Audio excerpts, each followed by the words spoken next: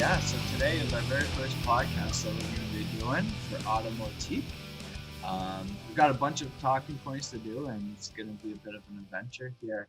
The first thing, obviously, we built Auto-Motif based around collectible cars, rare cars, and I think we should maybe touch on what actually defines a collectible to you and I.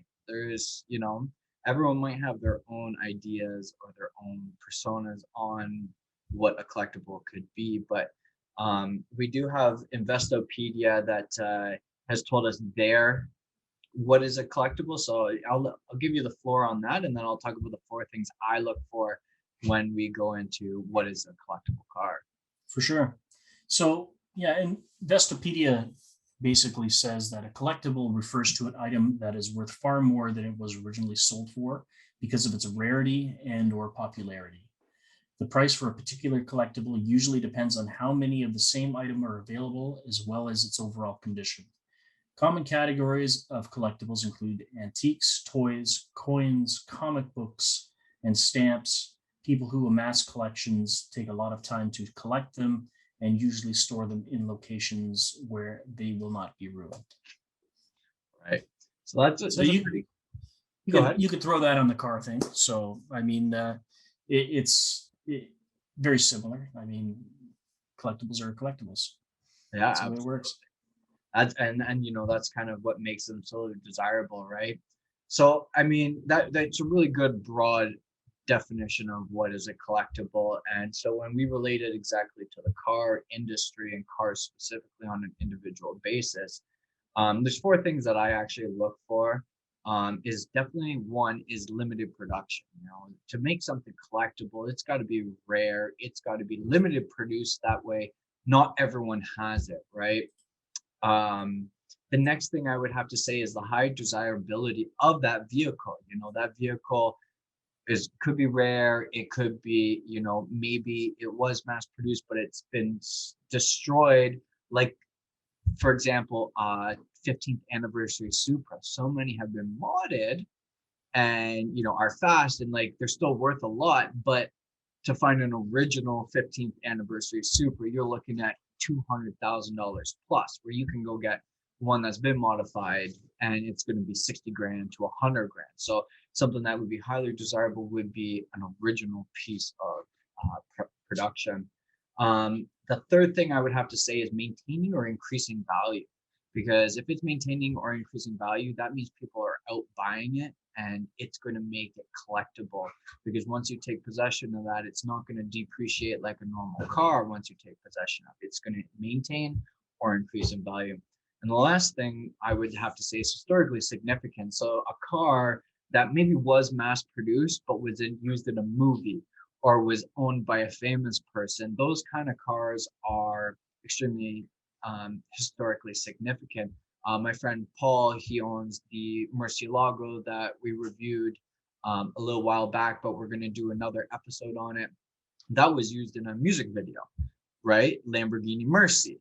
And so that car actually has historically significant because it was used in a music video. Now it's not crazy like owned by Jay Leno historically significant, but that little bit adds a little bit of significance to that kind of car, even though that's a limited production and fits every single box we got here. But that's kind of the things I look for. Do you want to touch on anything that makes a car collectible for you? Well, see, the thing is I'm just going to, when we were discussing this, just kind of going over our notes here last week, I said something that kind of really narrows things down for people when they're looking for a collectible car. And you can have anything be a collectible, anything. That's right.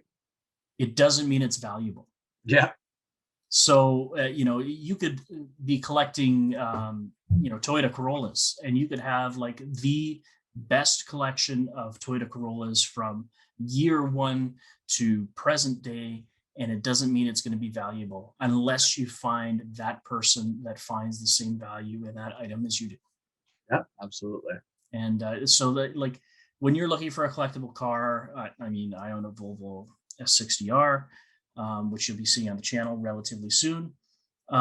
It's collectible, but it is a more niche collectible vehicle, and Volvo enthusiasts They love those cars, but they're not necessarily widely known to everybody. And Do so like, Volkswagen guys want those cars, right? exactly. Yeah, So, exactly. so that's one thing I just wanted to kind of throw in there. And I know that we're going to go over our top five cars that we want in our collection. Yeah. Some of these may be niche, some of them might not be niche, and it is what it is. Like some people buy cars to collect them for investment, and I can say that's a cool thing, but I am more of that. Hey, this has cool nostalgic or sentimental value, or it has I'm more of the historically significant. That's kind of where I pull from. If I'm looking for cars, and the cars that I've experienced, I like quirky things too. So it is what it is. Yeah, absolutely. Well, I guess that does lead us into our next topic of the top 5 cars we'd want in our collection. Now, this isn't limited to, we are both huge auto enthusiasts, and if we could own a Jay Leno collection, we would own a Jay Leno collection. So narrowing this down to the top 5 for me was extremely difficult. I know it was difficult for you when we were making this list together, and I think it's got some really good diversity and then actually some overlapping stuff. So why don't we tell the viewers here, what were your top 5 that came to your mind that you had to pick? Well, I mean, my number one car, number one, my favorite car of all time is the Dodge Viper. And I'm talking Gen 1, Gen 2, but specifically that 96, 97 Dodge Viper GTS, blue with white stripes. That's what I've always wanted. It's basically the cream of the crop. When I was a kid, when I was 14 years old, those cars came out, and I was like, I need one of these. I need one of these someday. I will own one someday. And I haven't gotten there yet, but maybe someday relatively soon. If We'll anyone see. wants to sponsor the channel here and buy us a Dodge Viper, please hit us up at automotifmedia@gmail.com. There you go. Yes. Yeah. I like that little plug. That's great. My second one, um, I was a Back to the Future nut when I was a kid. So obviously it's a DeLorean. Now I've been able to separate my Back to the Future fandom from the car itself, and I actually enjoy the car more in its natural factory state. I've seen a few, replicas of the Back to the Future car, and they're cool, but I'd never own one of those. I want a factory spec DeLorean. That's what I want. So if I could find an 81 DMC 12 5-speed manual, that would be primo. Getting back to this is kind of going to be more of those one of those cars that is growing in value, continuing to grow in value, but a 993 911 turbo. I'd love to have one in silver. Yes. This one I'm pulling from Gran Turismo. I'd like a 95 TVR Griffith 500. Which is kind of like your British Viper, Rover V8s, 350 horsepower, weighs like 2,500 pounds. They're just ridiculous. They're animals. And then going back to kind of the practical, I've always wanted one since high school, but I've never been able to own one. It's my unicorn. Is a 91 Eagle Talon TSI all-wheel drive, 5-speed. If I could have it blue with the silver ground effects, that's what I want. Those are great cars. We might have one of those on the channel very, very soon.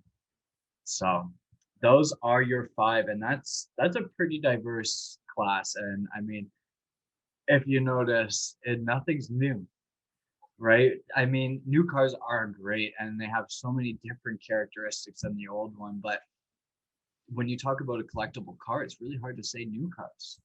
Really hard to say new cars, right? So I had a really hard time making my list, and my list is kind of like, it's every, I'm going to say, poster car really that growing up. And my very first one that is by far my dream car is an '04 Porsche Carrera GT. That car to me is just the pinnacle of a crazy, wild, rowdy luxury sports car that wants to kill you. As Jeremy Clarkson says, you turn traction control off, that's a death button. That you're gonna die driving this car. You need traction control on. And I'm the kind of driver that likes to push the edge of a vehicle. So that car, the sound of the V8 or V10, sorry, you don't hear that from Porsche. Porsche does not make V10. So when that came out, I was like, oh my God. And like, it's super unique. The body design of it is not like any other Porsche design. The gear shifter is in the center console, extremely, extremely different than any of Porsche's. So that to me is my number one. That was an easy pick. My second one is a Murcielago. And I've had the pleasure of driving one, and the raw V12 and understanding that this is a man and machine coming together for a car, that was the ultimate driving experience. And I actually drove one that was specifically rear wheel drive. It was the all wheel drive was removed. So I've heard that there is some clunkiness, and it wasn't the auto, which is kind of a dog. I got to drive 6-speed rear wheel converted Murcielago. That is what I would be going after. This is where we meet in the middle between you and I, is a 96 Porsche 911 Turbo. Yet again, an analog car that is you and the car when you drive that car, and it makes the ultimate driving experience. But for me, I like a red or a black one. You want a silver or purple, which is, I mean, all colors. I'll take any one, but I prefer the red and black. That is just a pinnacle. I remember even in Bad Boys, the first one, when Will Smith pulls up in that car, you're like, oh, I need one of those. So that would definitely be my third pick. My fourth pick is going to be a Ferrari F40. And that car to me screams style. And the time that car came out, I either wasn't born or I was an infant. So I wasn't in my teens being able to put this on a poster on my wall. But when I got older, I had that as a poster car. The sound, Mr. Triggs in Canada here, he has 2 of them. Lucky guy, but I've seen them at the shows. He's came out to some Drive for Cancer events, and he's a very big auto enthusiast. So I've seen him at the Saturn rallies and stuff, or something like that. I can't remember. The guy's everywhere. But those cars, I get googly-eyed every time I see that car. My fifth pick is a toss-up. I have 2 that made my top 5 pick, and that's a GT40, not an original, but like an 02 around that generation, and a BMW M3 E30. Now, the reason I chose an E30 is because my very first car was a 1986 325. 5-speed. Thing was great. It was drift missile, slow, but it was a lot of fun to drive. And an E30, extremely rare, extremely limited production, extremely hard to find. And when you see those, the body design, the boxy, it just throws back. And with the GT40, they just are, I don't know if you're allowed to say this, but sex machines. You see one of those things, like from the seats to the engine to the interior to the scoops along the body design, to understand it's actually a GT44 if you want to get technical, because it's 44 inches from the ground to the top of the roof, where the original one's a GT40 because it's 40 inches from the ground to the roof. But those would be my top 5, and I can't choose a top 5. Like my fifth one, I can't choose between those 2, but that's what I would say would be my first. If I had unlimited money, those are the first 5 I'm going to buy. Not a practical driver either. I realized that there's nothing there I could hop in the middle of winter and go drive, right? But those are the 5 I would choose. Yeah, absolutely. And I mean, I guess going back to the Murcielago, I could see why you like it, and you're a little bit younger than me, so that would be kind of your poster Lamborghini, and mine would be the Diablo. Yeah. So if I had to include a Diablo or a Lamborghini in there, it would be the Diablo. Yeah, the original Road and Track Need for Speed game had a black Diablo, and it's kind of like in the back of my mind that if I could own each and every one of those cars in that game, that would be a really cool thing. But yeah, definitely the Diablo, and they carried on Lamborghinis through basically all of the Need for Speed games up until Porsche Unleashed, really, and then they carried it on beyond that. But I didn't really play those. So like Need for Speed, the first one, the second one had the Ital Design Cala, which was basically the the Lamborghini Gallardo concept, but for the '90s. You should take a look at that car, the Ital Design Cala. Yeah, let's put it up on the screen here. Show Yeah. viewers what that is.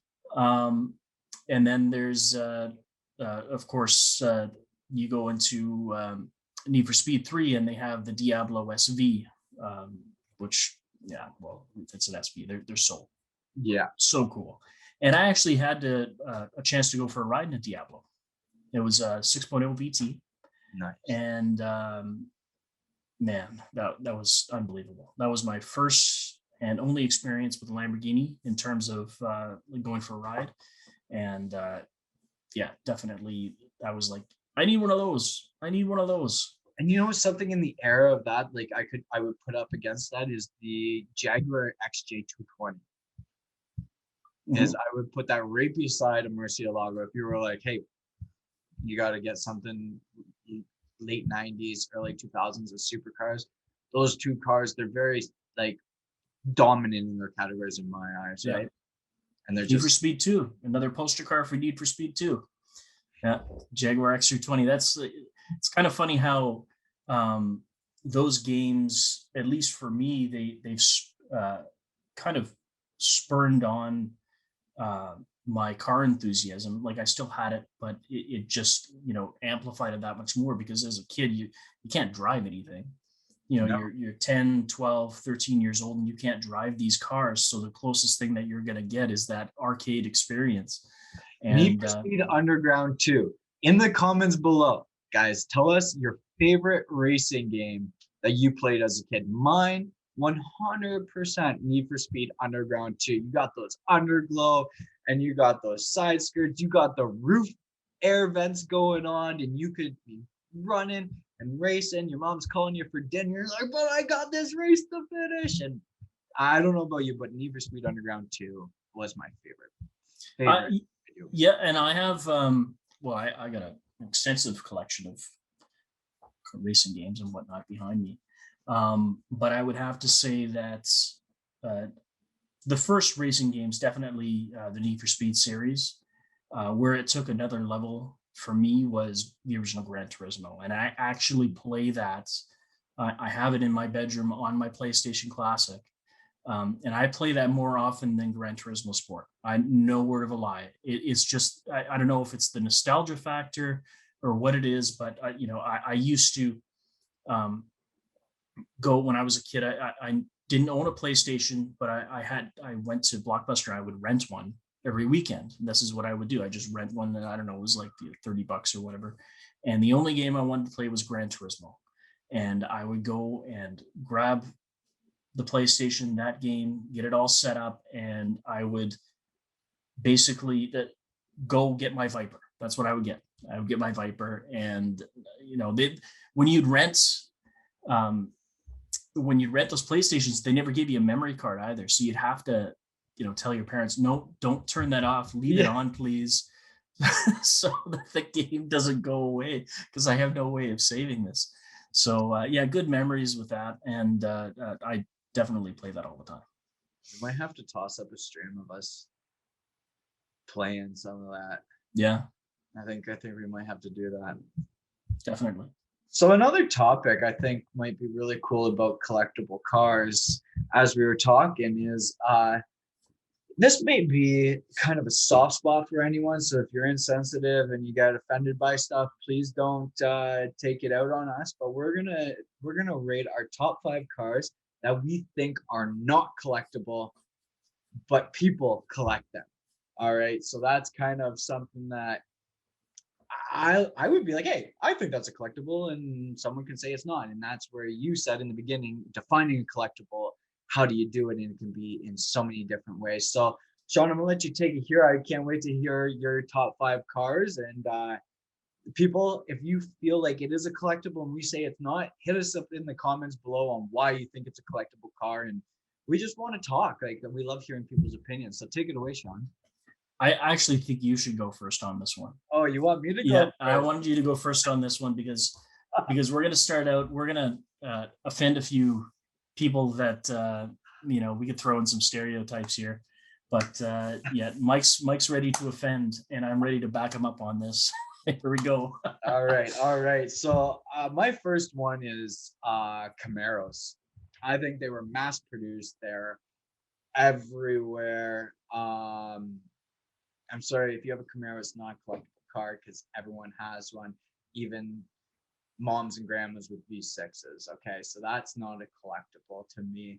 I mean, if you're talking about a Yanko, like this one-off cars, like 1969 Yankos, those are okay. Sure, I get it, but Camaros in a general basis are not a collectible car in my eyes. I mean, they're awesome cars, don't get me wrong, but they're not a collectible. Don't buy one because you think it's gonna increase in value and all that. No bueno. Yeah, F bodies. The F bodies, yeah. F bodies in general, Camaros, Firebirds, Trans Ams. Yeah. Ford Rangers, okay? They're not collectible. They're going around right now. There's a big trend of Ford Rangers. I own one. Okay, I've spent a lot of money on building one, and I will never see a tenth of what I've spent on my truck. It's not a collectible. It never will be a collectible. That mini truck, I could even toss S10s at that. They're not collectible. Stop. Anyone that says they're collectibles, you're wrong. Okay, stop. Volkswagen Beetles. I'm gonna look into the cameras right now. Okay, not a collectible. They are trash. They are horrible, and they are meant to be fixed on the side of the road because they break down, and they were built millions of them. No, not a collectible. You say you got a 64 Beetle, cool, buy a new car. I don't like them. I don't like them. I don't care what you do with them. They're terrible and they're not collectible. When I see someone go, I've got a Beetle and I've had it since university or high school. Okay, sell it. If it's worth money, sell it. Buy something that's actually collectible because you own a Nazi vehicle and they're not collectible. Harsh words. I'm sorry. I have a very passionate about those Volkswagen Beetles. I'm not a fan of them. I see.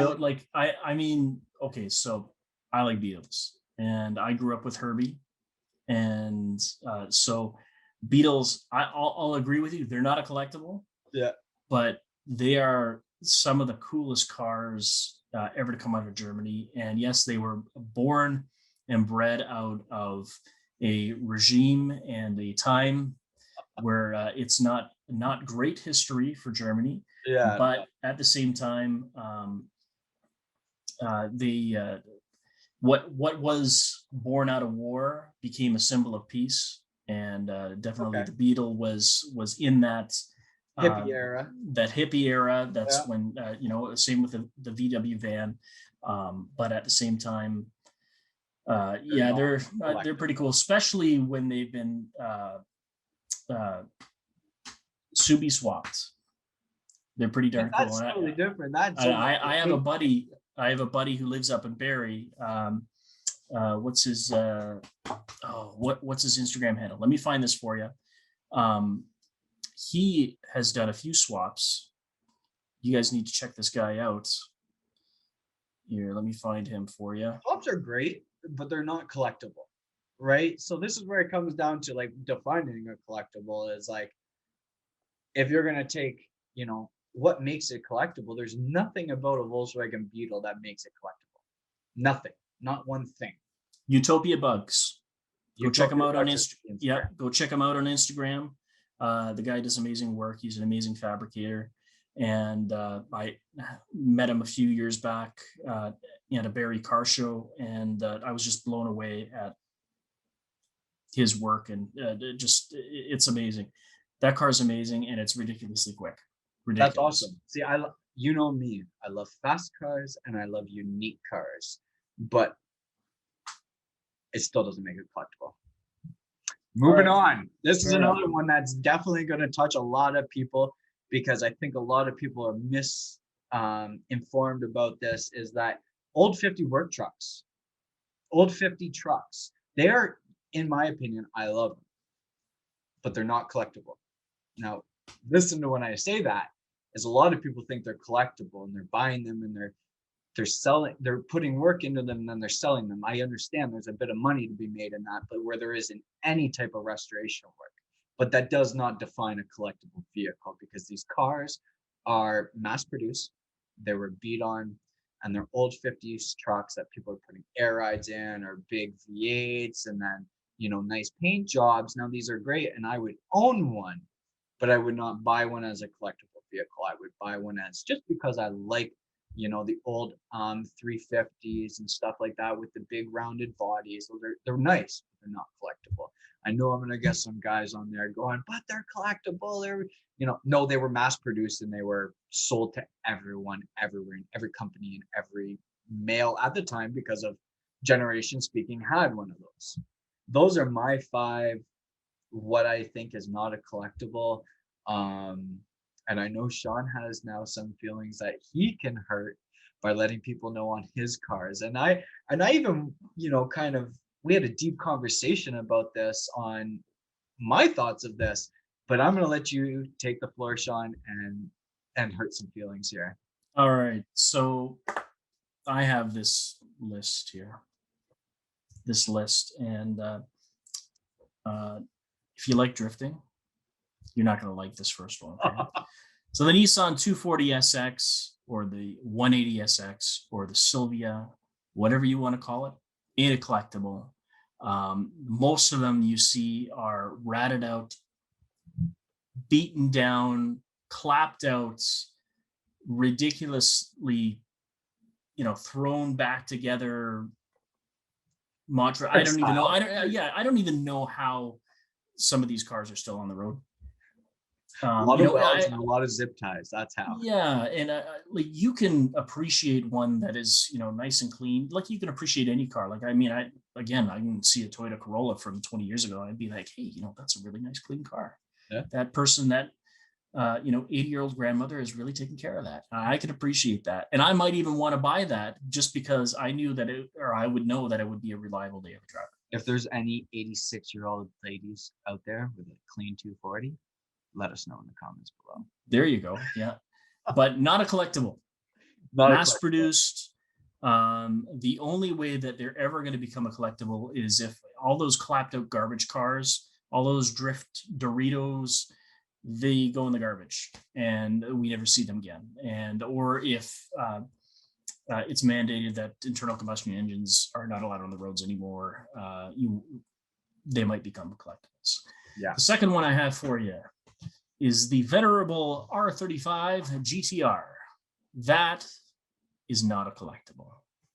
A monster, but not a collectible. It's a fast car. They're fun. They're kind of your dawning of the digital age.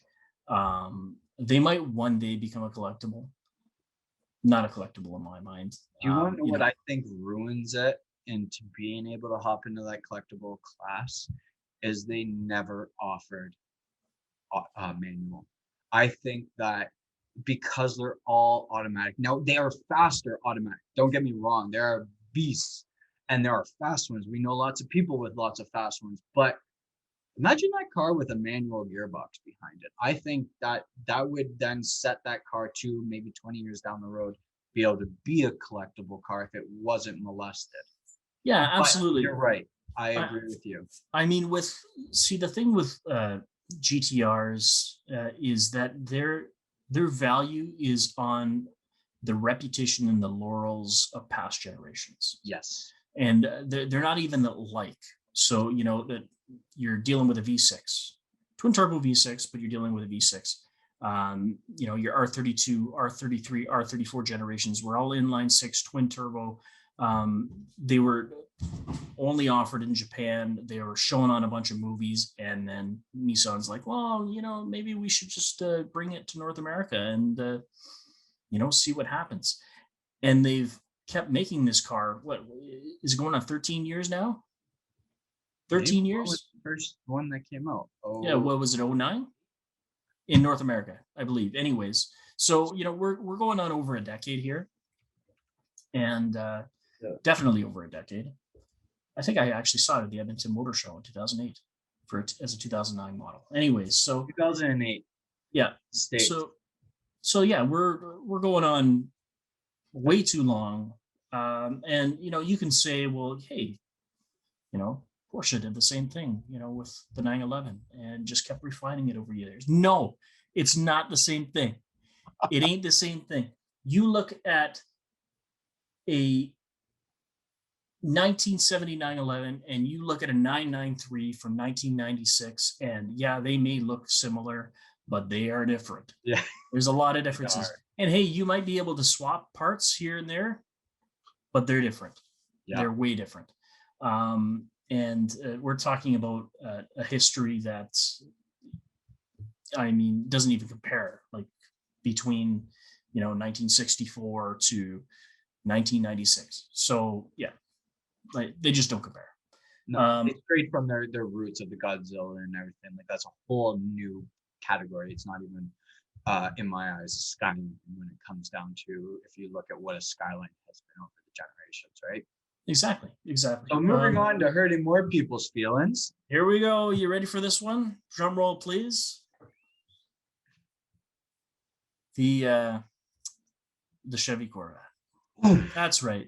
Chevrolet Corvette, not a collectible. Now, there might be instances, and we were talking about Camaros, where you might have certain models that are more collectible than others. We are not talking low production numbers here.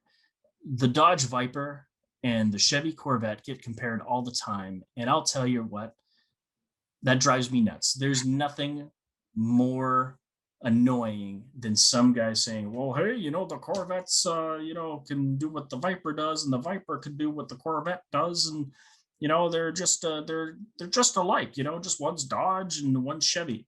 Doesn't work like that. Okay, you got one that's producing like 27,000 cars a year. Well, you don't have those production numbers in a Viper. Correct. You have base model Corvettes. You have most Corvettes are mostly automatic since like the 1970s. They're just not collectible. Okay, they're not. Is a base model Corvette. I've had the opportunity to have one in my possession for the day, and it's a fantastic car, but lots of problems because first gen of the C8. Yeah.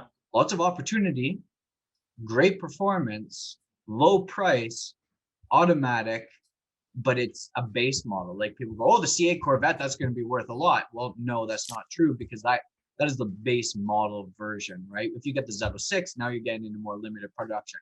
You get into the ZR1, you're getting even more limited production, which starts to become a collectible car.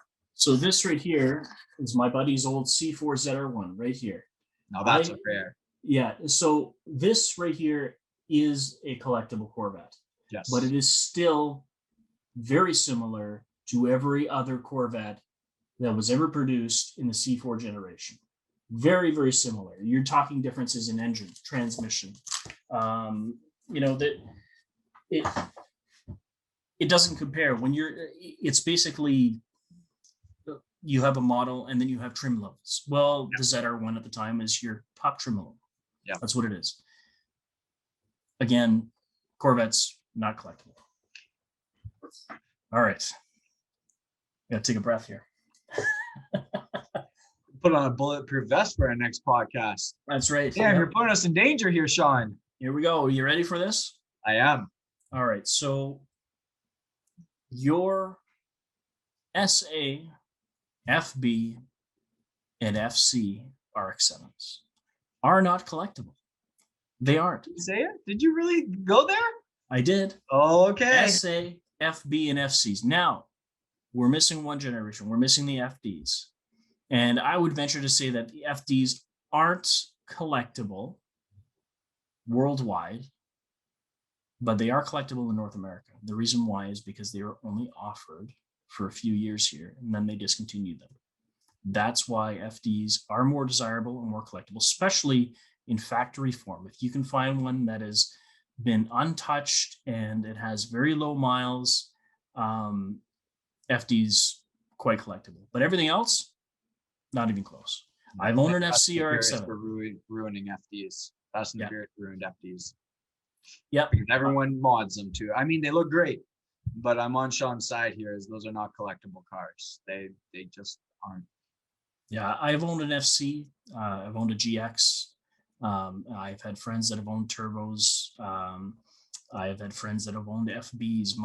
My dad purchased an FB RX-7 when it was brand new, and he honeymooned down to Florida with it. Yeah, I don't want to tell that story, but anyways, uh, they're not collectible. They're cool cars. They're good sports cars. Even if you find like I really do love the FB generation. That's kind of one of those cars that I wouldn't mind owning, like alongside of my Eagle Talon, just to have a nice, clean, untouched FB RX-7, like an 81 or an 82 or an 83. In that realm. Sure, but it's not a collectible. Not a collectible, exactly. And last but not least, I'm going to put my flame suit on for this one.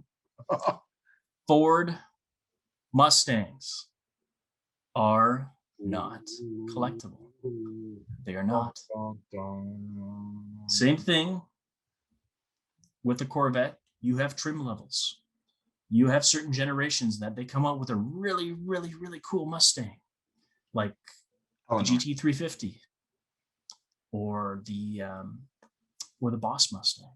Yeah. Or they come out with the GT500.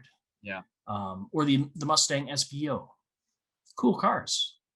But generally speaking, they're all bodied the same. They all have a similar engine with similar parts. They're not collectible. They are mass produced. They're for the people. It's like the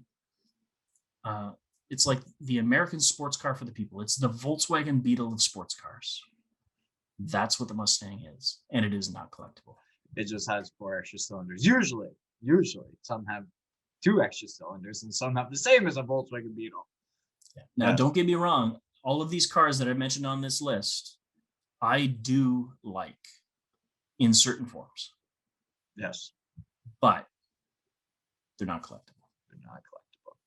Unless you're talking like rare one-offs, guys. You got to remember that we're not just saying like, we're putting them in a big basket because most of them are not a collectible, but we understand that there are collectibles, like an Eleanor. Like no one's gonna deny that car that's worth what $200,000+ or more, $1 million. I'm not sure exactly what they're going for, but that's a collectible car. But when you talk about, I got a 2015 Mustang GT, that's not collectible. It's a fast car, fun car, like great car to drive, not a collectible car. Yeah, absolutely. So we hope everyone enjoyed that. That's kind of a unique little topic. We hope we got some feelings stirred, because this would be boring if it wasn't, right? Absolutely. And would put it down in the comments. What's a collectible car to you? Yeah, I want to hear about it. If you disagree with me, I want to hear about it. Find a collectible car to us, and if we've said one that you think is collectible, like a Sunbeam, let us know. All right, well, I guess we can jump into some industry topic news. You want to do that? Well, why don't we talk about new cars that we see being a collectible? Okay. And what do you think? What do you think out there is going to be collectible, exotics or semi-exotics? I think we're kind of running into the same problem now, where everything that is new is being marginalized and watered down. I don't know, man. I really don't know. I don't see anything. To tell, right? Because manufacturers are not even looking at performance per se. I mean, they are, like, don't get me wrong, like the Hellcat Chargers or the Red Eye Chargers now that with wide bodies, those are pretty cool and they're pretty limited. But how many are they going to sell? How long is it going to be? Whereas you look at like Lamborghini, I had the opportunity to drive Frank's Lamborghini Aventador, or Huracan Evo, which is the evolution of the original Huracan, and it was rear-wheel drive, and that thing was a monster. But is that going to become a collectible car? Is what manufacturers are looking at the future of that? Because like we look at hybrids, like look at Porsche's 918, right? That's going to be a collectible in my eyes. That's a pinnacle of like Porsche taking its monster Carrera GT and saying, how can we take that car that was a pinnacle of purebreds and move it over into the new era, but not fully into the new era. So that one I could see as a transitional piece of being such a collectible car in Porsche's history of going from, because now it has the Taycan, right? Yeah. That's the new electric Porsche.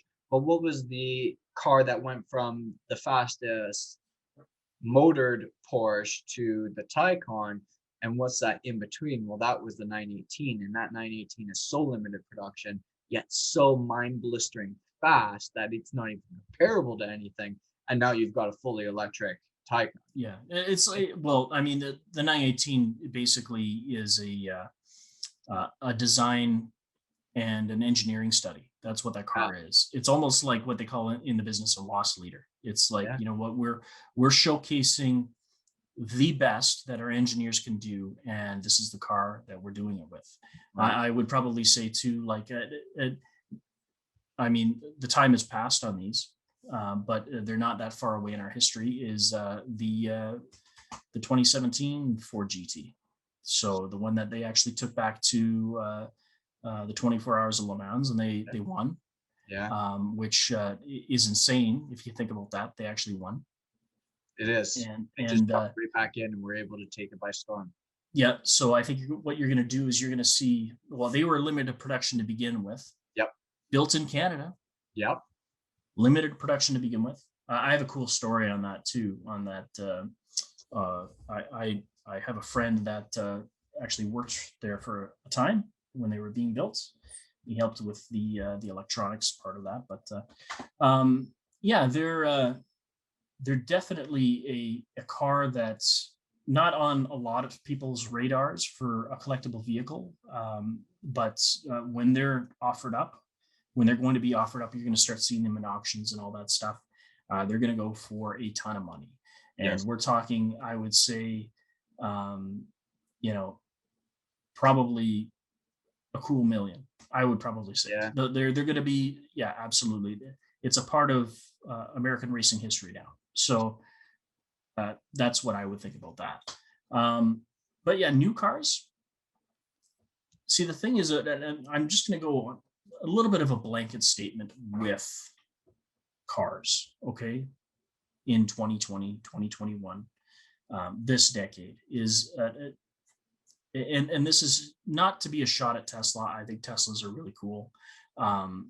But we're going into an era of throwaway vehicles. Yes. Teslas. Okay, so we're getting into an era now of vehicles that are throwaway. And I'll use Tesla as an example. I watch a lot of YouTube on rebuilt Teslas, like Rich Rebuilds, for example. And there's a few other guys.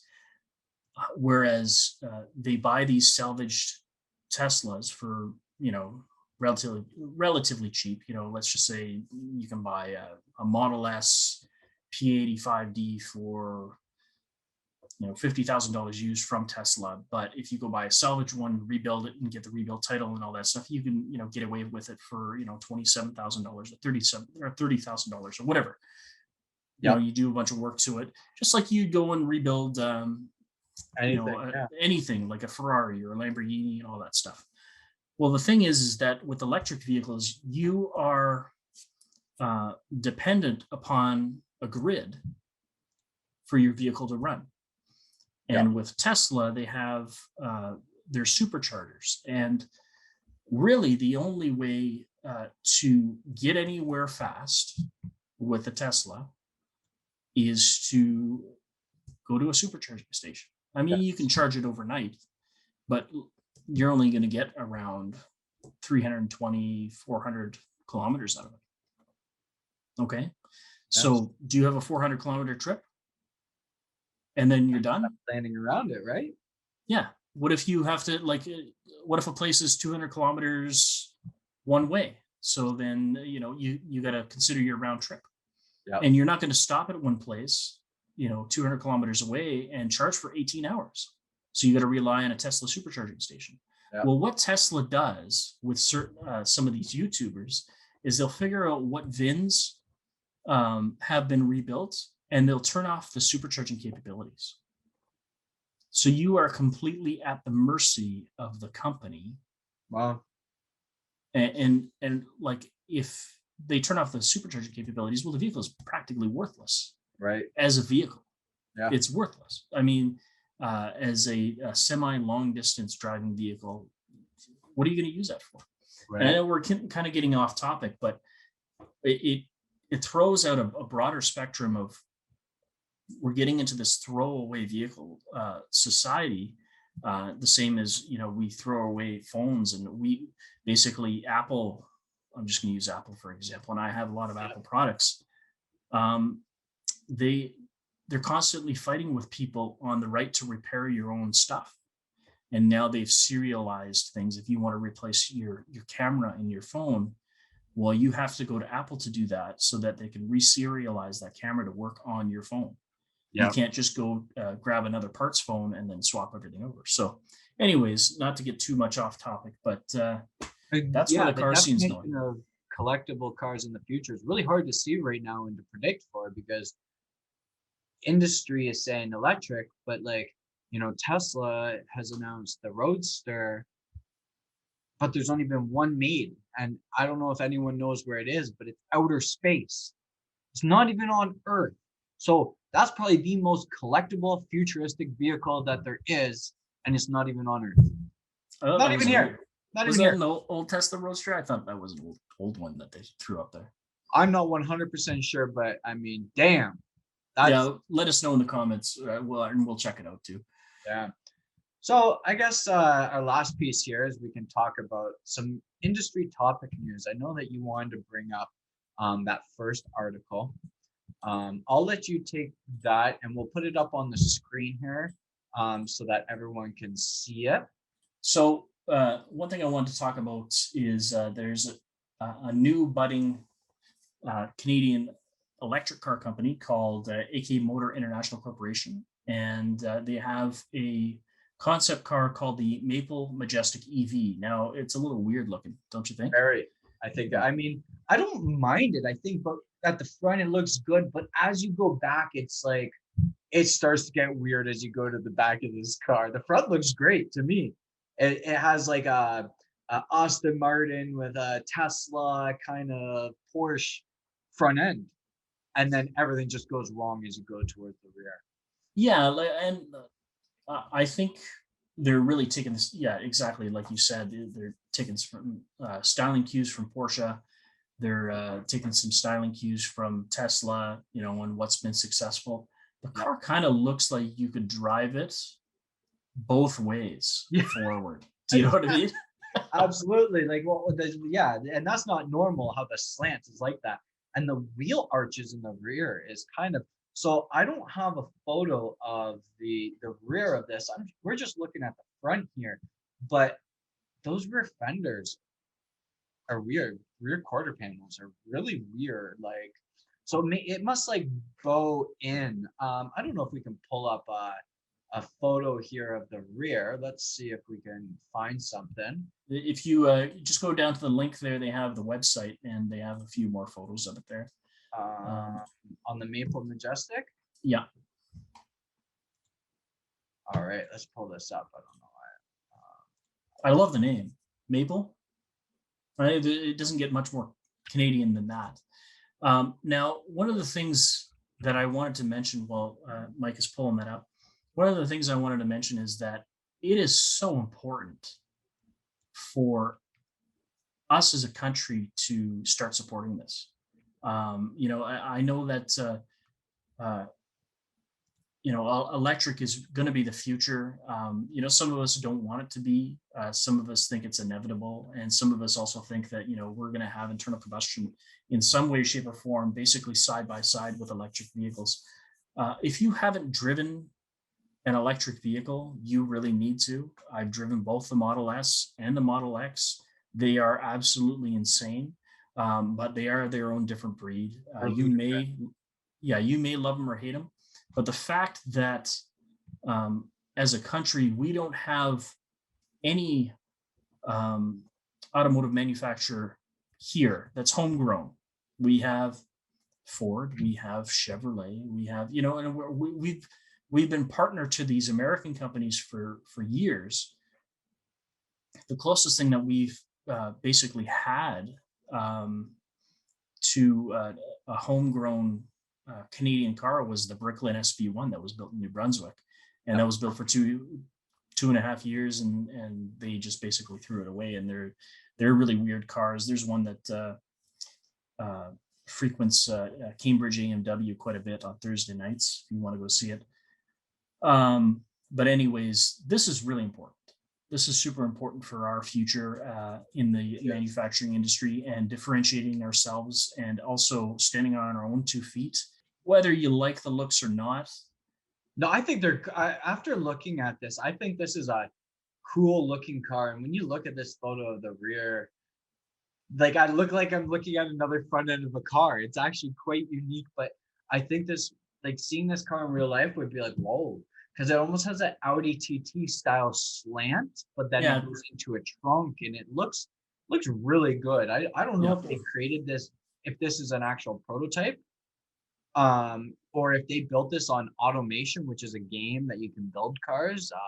Adam Newman and I screw around on that all the time, and then you can go into BeamNG and you can drive the cars and see how the car is built from engine to body to panels to everything. It's actually a really cool game. But this, to me, I agree. I think this, we need to get behind this. We need to really get Canadians involved in the automotive manufacturing, because we don't have much. Yeah, we do have Ford here. We had the GM in Whitby that closed down, I believe. So it closed Yeah. down. There's Uh, Oshawa too. They're reopening Oshawa. There's Ingersoll, and there's a bunch of plants. They have the Toyota plant in Cambridge and all that stuff, but they're all imports. We don't they're have any all homegrown Canadian cars. and we need Um, to. And this is yeah, cool. And this is the future. So they are obviously getting early on the train, right? yeah, So I really do like this. yeah. And MapleMajestic.com. Check it out. MapleMajestic.com we'll put it in the link below for if you guys sure. want to check it. Now, as we talk about electric vehicles, there's some industry news that I wanted to bring up. As everyone knows, I'm a nut bar for speed, and Motor Trend has released a nice little article that I'll put the link in below, that the Tesla Model S is getting a new interior and it's getting a 520-mile plaid model, which claims to be the fastest production car title. Now, 520 miles is a lot in kilometers. That's 1.6 times that. So you're looking at probably about 700 kilometers. Now, if you don't know what plaid is above ludicrous. So I believe that the Model S is somewhere around 1,000 horsepower. We're going to take a look through here. So they say that this is a Motor Trend article. Not one to go down without a fight. The new 2021.5 Model S Plaid aims to take on the 2021 Lucid Air Dream Edition with its 1,080 horsepower electric powertrain. Yes, I said 1,080 horsepower. And now these are instant. You don't have to wait for boost building. You don't have to wait for your torque curve. This is, oh, snap. Work at 0 RPM, just like that. Done. Yeah. Okay. The Tesla doesn't really do model years, and previously released the 2021 Model S changes separate from these. Given the rollout of its newly updated Model S, it could be a 2021, 2021.5, or 2022. The point is that Tesla continues to update its cars, and we try to assign a coherent model year to new vehicles we cover. Now, I don't know if you guys saw, but people were waking up to their Teslas being updated to having 1,000 horsepower. Imagine you have a Tesla and you wake up and you get a notification. Hello, sir. Thank you for purchasing your Model S. It has now reached 1,080 horsepower. Yo, I'm going out. I'm going to get coffee, and I'm going to see how fast I can get there and back in Mexico, of course. Yeah. Well, that won't be updated. That's going to be a specific drivetrain and battery pack for this one. But It's cool that Teslas can get over-the-air updates for new features that come out. I love that. Actually, I think that's there are certain things that Tesla does that is pushed the envelope for every other manufacturer out there to try and follow suit. And over-the-air updates for your vehicle is one of them. Just imagine getting, well, I mean, we get over-the-air tuning capabilities now, but just imagine the factory being able to, give you a tune for your Corolla and you just download it. It's like, oh yeah, I want to buy this from the Corolla store. Why am I using Corolla so much? I don't know why. I don't know. I don't have one. But yeah, I'm gonna go to the Corolla store today, just like the PlayStation store. I'm gonna go to the Corolla store and I'm gonna get this tune here, and it's gonna give me an extra 20 horsepower, and here we go. Yeah, well, they've been doing that with the Model S for years in certain respects. Unlocking modes if you have the hardware that will support it. I'm gonna go a little different with this one. So with the Model S Plaid, and here, the kids, this is Uncle Sean talking here. If you don't know already about Elon Musk's affinity with the movie Spaceballs, well, you need to go watch Spaceballs. Go watch that movie. You will understand the naming. You will understand why he likes Spaceballs so much. Anyways, that's part of that. Now they've updated the dash on this too, and the steering wheel. Jump into that, yeah. The steering wheel is really, it's odd. I mean, I don't know if I like it actually. Futuristic, right? Futuristic. The whole, I mean, Teslas are futuristic to begin with, but I was in the market. I almost bought an M3, E92 M3, and the guy had a custom steering wheel. It was a carbon fiber steering wheel, but it was missing the half top portion, so it came up to like there, so you couldn't put your hand like this and actually drive. You had to hold it like that, and I'm gonna be honest, I didn't like it. I thought it was horrible. I mean, I don't know why, but I just didn't like it. Maybe it allowed the guy to see the dash better, but I would have ripped it out and put a stock steering wheel in. So seeing how this is now half of the steering, not even a third of the steering wheel missing. Now we're talking about half the steering wheel is practically missing there. I'm not sure how well it's gonna like portray into people liking it. Yeah, you gotta remember, this car drives itself, so you're not always touching the steering wheel. These cars are almost autonomous, that you can punch into address and it'll take you from point A to point B, and you didn't touch that steering wheel, right? So maybe, but like in pictures, that is the coolest interior I've ever seen. It's got Netflix on the dash right now, guys. Yeah.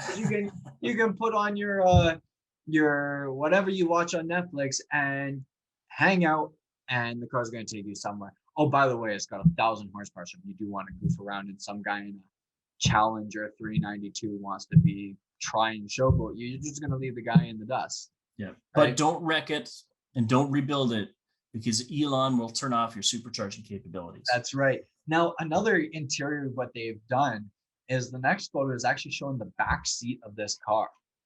And I was blown away when I saw this. There's another whole, that's probably an 8-inch dash. That's an iPad in the back seat of the center console. Yeah. For your kids, for you, for whatever you're doing. I mean, it looks like it's got a game for the kids on the back. So like, what's that going to run, Fortnite? I mean, cool. Keep the kids quiet on a long drive while dad's sleeping in the driver's seat, watching Netflix on your way to Montreal or something. Like this car is absolutely gorgeous, and you can see the updates from the old version to this one. This one has wood grain in it. It's got the typical Tesla on the dash for you to be looking at. But I think that I mean, I like it. And that's kind of something, I don't know if you guys have seen it, but that's a little bit of industry news of the new Plaid Model S. Make sure you check it out. And we'll have the link below for this Motor Trend article here. And if you guys want us to review a Model S, a Model X, a Model 3, a Model Y, let us know too. We'll see if we can find one. Might know somebody who might be able to hook us up with that. We'll see. Might be. Yeah. Nice enough. So there's one more article here. I'll let you take this one, the lead on this one. This is a pretty cool little article that we found about industry news in the automotive world. So just to give you guys a bit of a preface here, the Chrysler Corporation, as far as a domestic automaker, has always been close to my heart. Ever since I was a kid, I've always been a fan. Since the Viper came out, since before that, I've owned 5 Chrysler or Dodge Daytonas, as you would call it. I've owned 5 of them. I'm a Dodge fan, okay? And so anything to do with Chrysler or Dodge, I try to keep up on. But having said that, I haven't really been that much of a fan over the past 15 years, I would say. Aside from, them seeing the Viper, and yeah, it's really cool to see, the Challenger Hellcats and the RTs and the SRT 8s come out and the SRT 4. I really think that because they've gone through so many challenging times with different firms, like they had this one firm called, you had Daimler Chrysler. So Mercedes and Chrysler, they merged, and then that became a different conglomerate where it was like a holding company was, they owned Chrysler for a time. Then it was sold to Fiat, and then Fiat has owned Chrysler, for the, I don't know, let's say about 12, 13 years now. Yep. Now, and I just learned this, a couple of weeks ago, Peugeot has partnered with Fiat and of course Fiat Chrysler to create this new car company, and they call it Stellantis. Yep. And it's exciting, but it's not exciting at the same time, and I'm going to tell you why. So with Chrysler, over the past 25 years, you've seen, and a lot of car companies, you've seen certain brands drop off. You've seen Eagle drop off. You've seen Plymouth drop off. But, Plymouth especially has had a huge history. I could name like the Plymouth, even recently the Plymouth Prowler, or, like cars like that, and you can go all the way back to, the 40s, the 50s, and the 60s. Now this merger actually was a 50-50 merger. So this is a big deal for them. This is not like, oh, they're joining on to help with financing or anything like that. Like, this is a straight up 2 manufacturers coming together at a 50-50 partnership, meaning, Yeah. And I've been hearing SRT's gone. I know that isn't 100% confirmed, but because of this doesn't fit the agenda for the future of this manufacturer, Fiat Chrysler coming together with Peugeot. SRT doesn't fit that. So I'm really interested to see what happens with all of this, because this is big. This is definitely big because, SRT, with the memes that have been going around of, Ford, oh, let's put in EV, Chevy, let's put in EV, and then there's, Dodge, oh, put a Hellcat in everything. Yeah, that's our marketing, and it works. Like it actually works. But now the agenda for this company is not the same. So it's going to be interesting to see. Okay, so here, let me go over Chrysler and then Dodge's model lineup right now. Okay. Go. Yep. All right. So Chrysler has 2 models, two vehicles that are under the Chrysler banner. You want to know what they are? 300. You have the new 2021 Grand Caravan, which is exactly the same as the 2021 Chrysler Pacifica, which is exactly the same as the 2021 Chrysler Pacifica Hybrid. Yep. And then you have the 2020 Chrysler 300. Yep. That's all you have. Okay. Let's go to Dodge. Dodge has the new 2021 Durango, the new 2020 Grand Caravan, which is not new. The new 2020 Journey, which is not new. The new 2020 Durango, which is not new. The 2020 Challenger, which is not new. The 2020 Charger, which is not new. No. Okay. So if you take a look at the Chrysler 300, the Dodge Challenger, and the Dodge Charger, they're all based off of old Mercedes technology. When you remember I was talking about Daimler Chrysler, Yep. old Mercedes technology that is at least 20 years old. Yep. At least 20 years old. These cars are 20 years old. Yep. Practically. I mean, they've been updated in the interiors and Of course. Yeah. You have to. But there has not been a new model, a literal ground up engineering model from these two car brands in how long? When? The Viper, the Gen 5 Viper, which was actually, they shared Gen 4 parts as well. But that's probably it. To compare that to it, right? Like that's a whole division that made that car, where these are manufacturers that have made this car over and over. When was the first Challenger? 08? Roughly around there. That's when the concept came out. The So Dodge Caravan. 12 years, and all they've done is facelifts. Yeah, if you exactly, you take a look at the Dodge Caravan here. The Grand Caravan came out in what was it, 2008? The Dodge Journey came out in 2010, I believe. The Durango's been out since 2011. Yep. I mean, they're great vehicles, but this is going to change everything. So yeah, what's happening? And like I follow Ralph Gillies on who is VP of design for Chrysler. I follow him on Instagram, and sometimes I just comment on there just to see if maybe he'll hit back. And sometimes he has, and sometimes he hasn't. I asked him, I said, so what does this do for the future of the Chrysler and the Dodge brands? And I didn't get a response. And my theory is that with this new merger, you're going to see all of these models die. We're not going to see any more Chrysler. We're not going to see any more Dodge. Yep. And I guess that's understandable if you look at where the value is in the Chrysler banner and the Dodge banner. In the Fiat Chrysler, the North American production side, Jeep is where the value is, and the truck brand, Ram, that's where the value is. So those are the brands that are worth keeping. Now, I think that Dodge and Chrysler are going to go. They're just going to be gone. And you're going to see Peugeot try and launch their cars here, just like Fiat did. That's what you're going to see. You're going to see this transition. So, you might want to start planning the funeral for these two. And it's really sad that nobody at Chrysler has said, hey, we need to wake up and we need to start planning for the future, and we need EVs in our lineup. We need this, we need that. And it hasn't happened. They've been resting on their laurels. Doing their marketing meetings. Absolutely. Like, yeah, you want to hire me? Here I am. Let's talk about it. I think it's an absolute shame. You're taking, Chrysler, which has been, one of the big three at one point in time, and they've just been pulled through the ringer with these.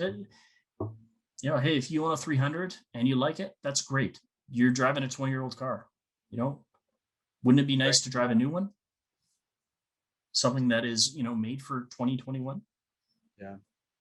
I mean, that's just me. Them. I think they're pretty nice, especially the 300 SRTs. They're definitely, to me, like a boss car. Like, they're just luxury. But like, some of them are fast. Like, don't get me wrong, anything can be built fast, but like a stock one is just, it has nice throaty, it's got good throttle response, but it's a cruiser. It's not a fast car. It does burnouts and it slides, but it's, to me, that's like just like a boss man car. Like, just get your suit on, go to your meetings and stuff. And it's unfortunate because there's rumors of SRT being gone, and SRT really is the only reason I like Dodge.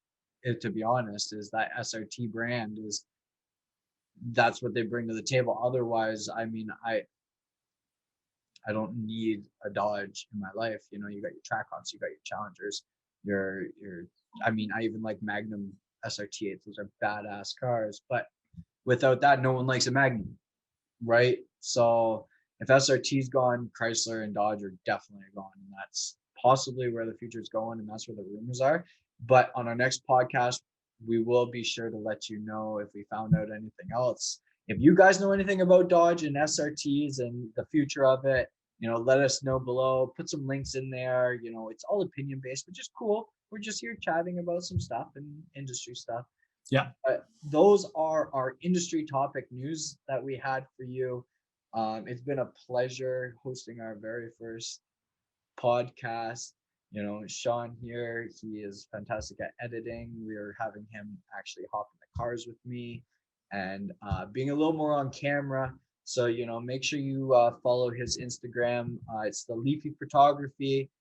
He also has the Northern Driver Instagram account. Mine's the Insurance Dude. We do support Drive for Cancer. It's a nonprofit organization. We host automotive events. But we do have some nice videos coming out for the Collectible Car series. We're working on some other series as well. And we've reached out to a bunch of people. We have a lot of people, but it's hard to film right now. But if you're in the Ontario area and you want your car on the show, make sure you reach out to us at automotifmedia@gmail.com. Address Sean and I, and we will be happy to reach back out to you, figure out a day, plan some, organize some dates on that. And other than that, we thank you for joining. I don't know if you have any last words, Sean, but I'll let you end it off on some words here. But thank you, everyone.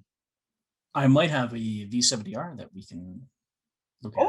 Oh, yeah. Okay. So I was kind of just before we got on here, I was talking to a gentleman that is in the area that has a V70R that we might be able to review. So that might be coming up. It'll probably be spring, summer.